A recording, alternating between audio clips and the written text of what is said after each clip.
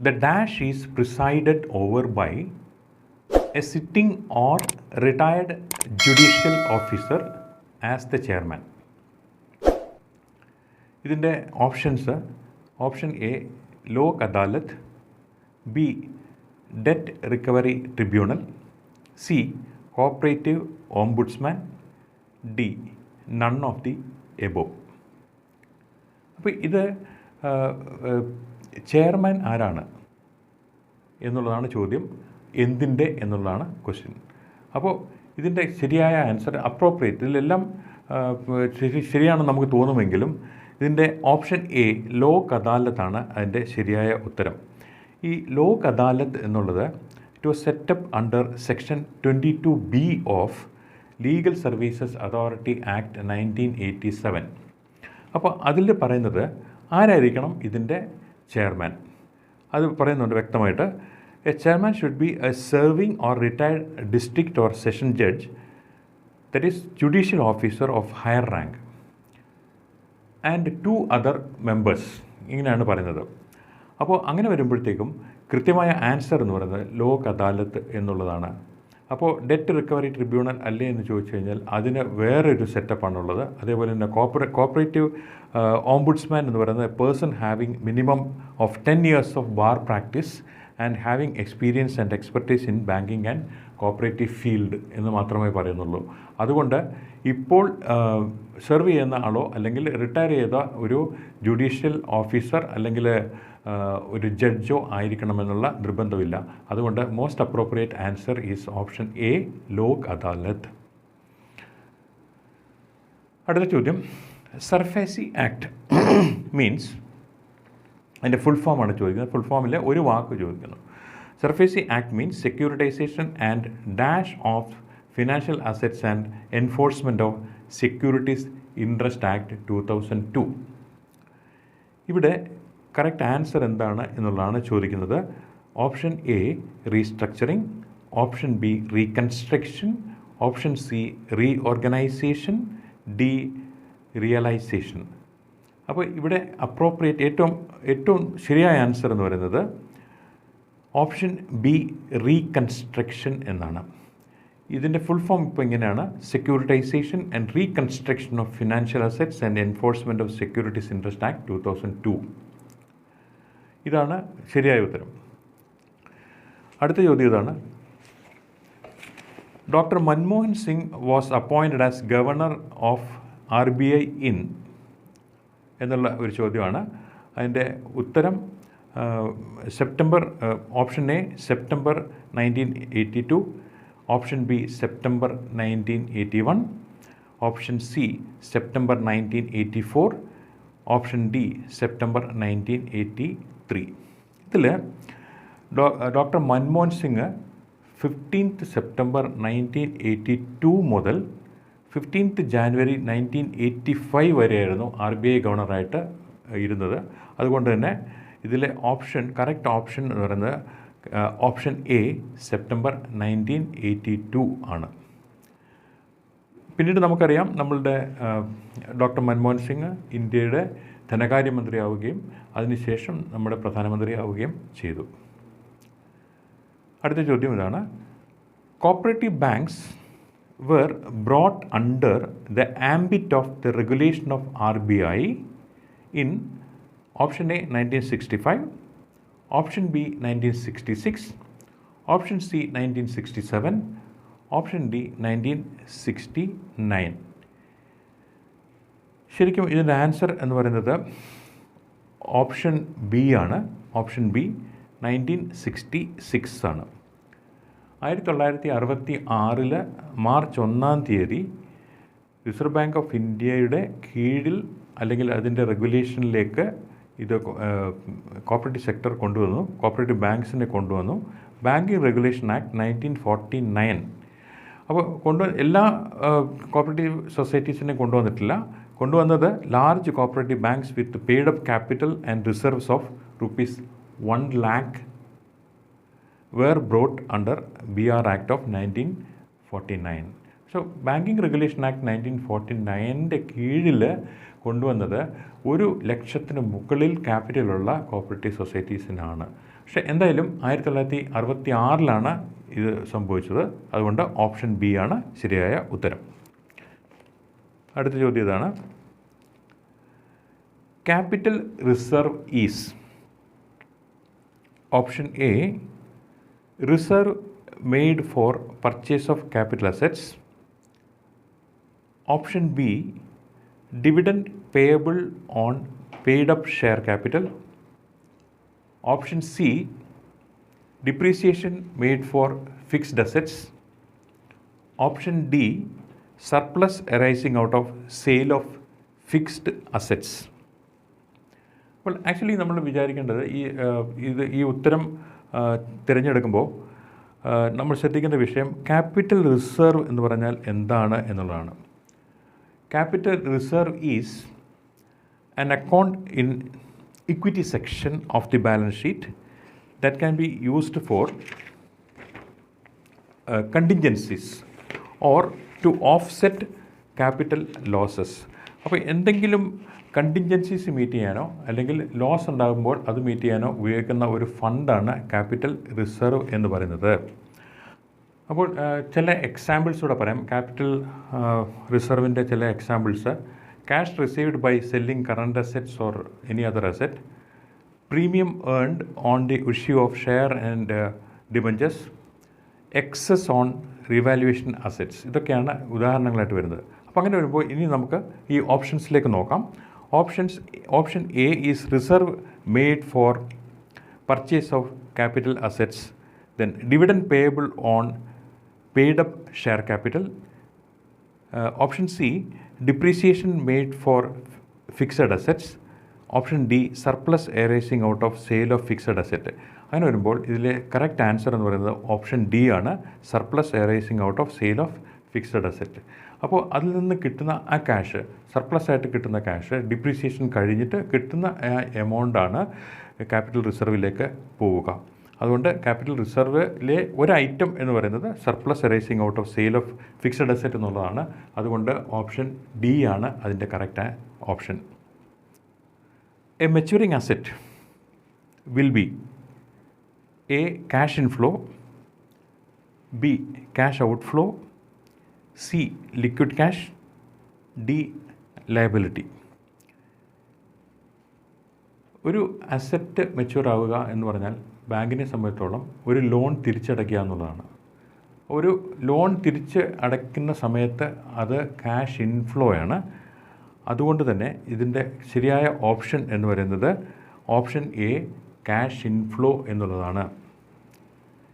ഇനി അടുത്ത ചോദ്യം ഇതാണ്. Dash is an important tool for profit planning and risk management. Dash is an important tool for profit planning and risk management. Option A budgeting, option B asset liability management, option C business development plan, option D development action plan. ഈ 4 ഉത്തരങ്ങളും അനുയോജ്യമാണ് എന്ന് നമുക്ക് തോന്നുമെങ്കിലും ഇതിലെ ഏറ്റവും അനുയോജ്യമായത് option B ആണ്, അസറ്റ് ലയബിലിറ്റി മാനേജ്മെൻറ്റ്. ഈ അസറ്റ് ലയബിലിറ്റി മാനേജ്മെൻറ്റ് എന്താണെന്ന് ചോദിച്ചു കഴിഞ്ഞാൽ, ഒരു ബാങ്കിനെ സംബന്ധിച്ചിടത്തോളം എല്ലാ ലോണുകളും അസറ്റ്സാണ്, അല്ലെങ്കിൽ ഇൻവെസ്റ്റ്മെൻറ്റുകളും അസറ്റ്സാണ്. അതേസമയം എല്ലാ ഡെപ്പോസിറ്റുകളും ലയബിലിറ്റീസാണ്. ഇവ മെച്യൂർ ആകുന്ന പീരീഡുകൾ തമ്മിൽ മാച്ച് ചെയ്യണം, എങ്കിൽ മാത്രമേ അസറ്റ് ലയബിലിറ്റി മാനേജ്മെൻറ്റ് നടക്കുകയുള്ളൂ. ഇങ്ങനെ മാച്ച് ചെയ്തില്ല എന്നുണ്ടെങ്കിൽ അത് റിസ്കിലേക്ക് കലാശിക്കും. പ്രധാനമായിട്ടും ലിക്വിഡിറ്റി റിസ്ക് എന്നുള്ള ഒരു റിസ്കിലേക്കാണ് പോകുന്നത്. അതോടൊപ്പം തന്നെ അത് പ്രോഫിറ്റിനെയും ബാധിക്കും. കാരണം ഒരു അസറ്റ്, ലോൺ എന്ന് പറയുന്ന ഒരു അസറ്റ് കൃത്യമായ സമയത്ത് റീപേയ്മെൻറ്റ് വന്നില്ല എന്നുണ്ടെങ്കിൽ അത് പ്രോഫിറ്റിനെ ബാധിക്കുന്ന ഒരു കാര്യമാണ്. അതുകൊണ്ട് തന്നെ എപ്പോൾ അത് തിരിച്ച് കിട്ടണം എന്നുള്ളതിനെക്കുറിച്ച് വ്യക്തമായ ധാരണ ബാങ്കിന് ഉണ്ടാവേണ്ടതാണ്. അത് അസറ്റ് ലയബിലിറ്റി മാനേജ്മെൻറ്റിലൂടെയാണ് നടത്തുന്നത്. അതുകൊണ്ട് ഓപ്ഷൻ ബി എന്നുള്ളതാണ് ഏറ്റവും അപ്രോപ്രിയേറ്റ് ആയിട്ടുള്ള ചോയ്സ്. അടുത്ത ചോദ്യത്തിലേക്ക് കിടക്കാം.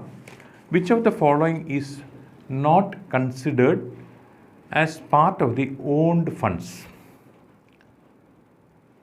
അതായത് ഓൺഡ് ഫണ്ടിൻ്റെ പാർട്ടായിട്ട് കണക്കാക്കാത്തത് ഏതാണ് എന്നുള്ളതാണ് ചോദ്യം.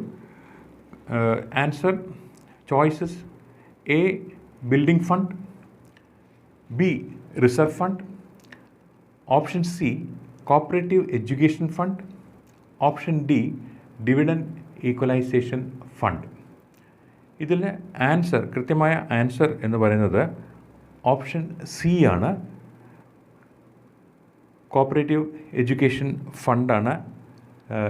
ഇത് ഓൺ ഫണ്ടിൻ്റെ ഭാഗമായിട്ട് പെടുത്തുന്നില്ല.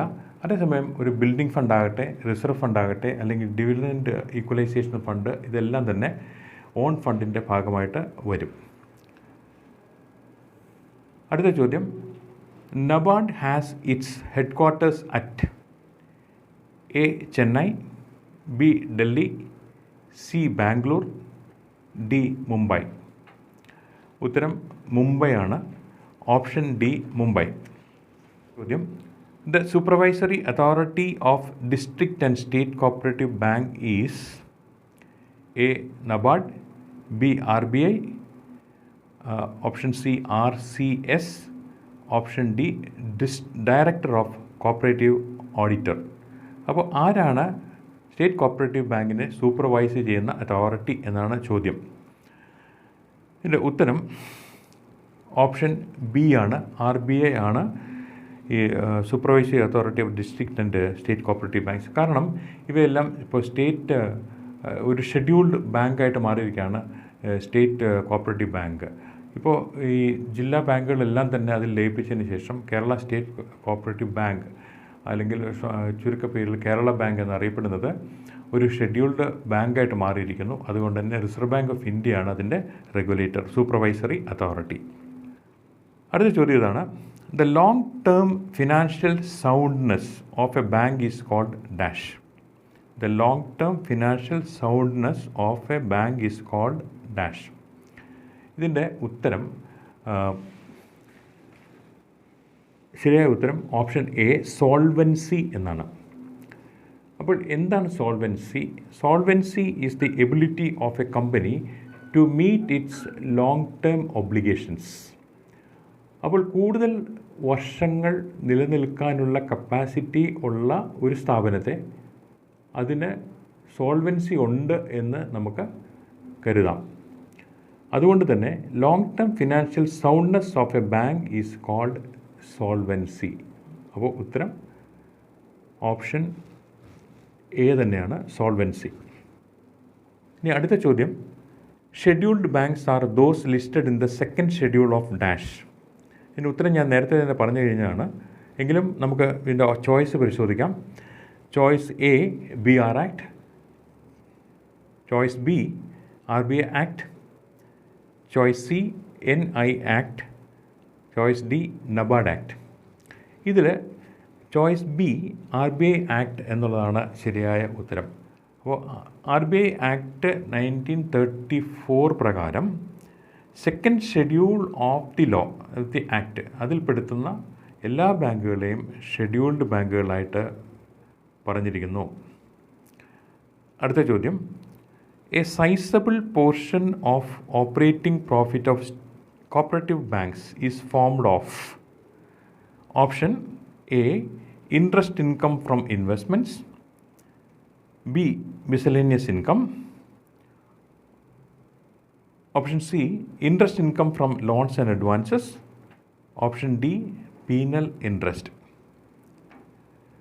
ഇവിടെ നമ്മൾ മനസ്സിലാക്കേണ്ട ഒരു കാര്യം ഞാൻ നേരത്തെ സൂചിപ്പിക്കുകയുണ്ടായി, ഒരു ബാങ്കിൻ്റെ ഏറ്റവും പ്രധാനപ്പെട്ട സോഴ്സ് ഓഫ് ഇൻകം എന്ന് പറയുന്നത് അതിൻ്റെ ഇൻട്രസ്റ്റ് തന്നെയാണ്.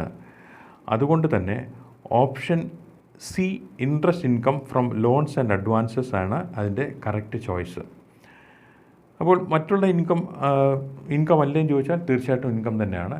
പക്ഷേ ഏറ്റവും കൂടുതൽ ഇൻകം ബാങ്കിന് നൽകുന്നത് ഇൻട്രസ്റ്റ് ഇൻകം ആണ് എന്നുള്ളത് കൊണ്ട് ഓപ്ഷൻ സി ആണ് കറക്റ്റായിട്ടുള്ള ആൻസർ. അടുത്ത ചോദ്യം, dash constitute the largest portion of bank liabilities. Option A on funds, option b deposits, option C borrowings, option D provisions. നമ്മൾ ബാലൻസ് ഷീറ്റ് നോക്കിക്കഴിഞ്ഞാൽ, ഒരു ബാങ്കിൻ്റെ ബാലൻസ് ഷീറ്റ് പരിശോധിച്ചാൽ അതിൻ്റെ ലയബിലിറ്റി സൈഡിൽ ഈ എല്ലാ ഓപ്ഷൻസും വരും. പക്ഷേ ചോദ്യം ഇതാണ്, dash constitute the largest portion of the bank liabilities. അപ്പോൾ അതിൻ്റെ അപ്രോപ്രിയേറ്റ് ആൻസർ എന്ന് പറയുന്നത് ആൻസർ ബി, ഡെപ്പോസിറ്റ്സ് എന്നുള്ളതാണ്. ഒരു ബാങ്കിനെ സംബന്ധിച്ചിടത്തോളം ഏറ്റവും വലിയ ലയബിലിറ്റി എന്ന് പറയുന്നത് അത് പബ്ലിക്കിൽ നിന്ന് സ്വീകരിച്ചിരിക്കുന്ന ഡെപ്പോസിറ്റുകളാണ്. So option b, deposits is the right answer. അടുത്ത ചോദ്യം, dash recommended the setting up of farmers service cooperative societies. Farmers service cooperative societies ആരാണ് റെക്കമെൻഡ് ചെയ്തിരിക്കുന്നത്? Option a, national commission on agriculture. Option b, Bawa committee. Option c, Hazari committee. Option d, B Sivaraman committee. ഇതിൽ ശരിയായ ഉത്തരം എന്ന് പറയുന്നത് option a, national commission on agriculture ആണ്.